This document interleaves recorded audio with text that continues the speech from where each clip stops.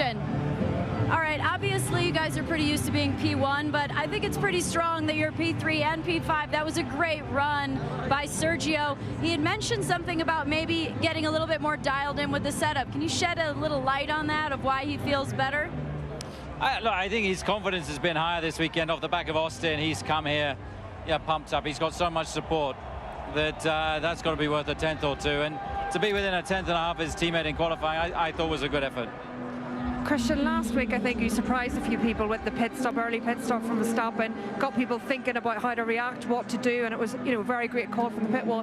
What can you do here against both Ferraris? They can't box on the same laps. You've got a slight advantage on whether you can undercut them or not. Do you think that's going to come into play?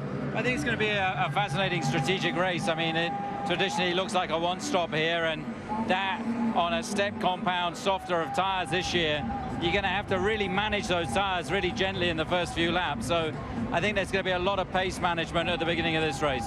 You feel it's more important that the guys have the pace to manage the tires and not induce the graining than it is to get position when it's presumably easier when everyone's closer? It's that fine balance. You want to go as fast as you can without killing the tires. So it's that usual thing, isn't it? You're telling the drivers, look after your tires, but pass the car ahead of you.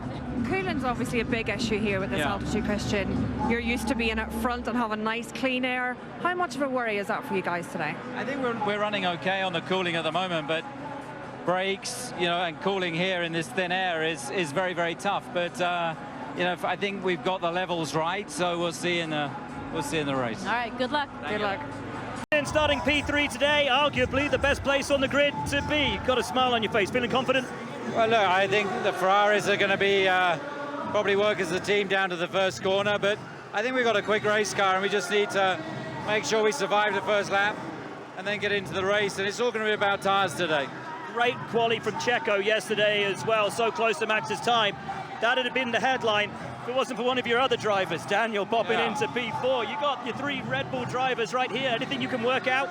Well, look, it's great to have them all up here. They just need to behave. But look, I'm sure Checo's got so much support. To see him on the podium here would be very special. And let's see. It's going to be a tough race, but anything's possible.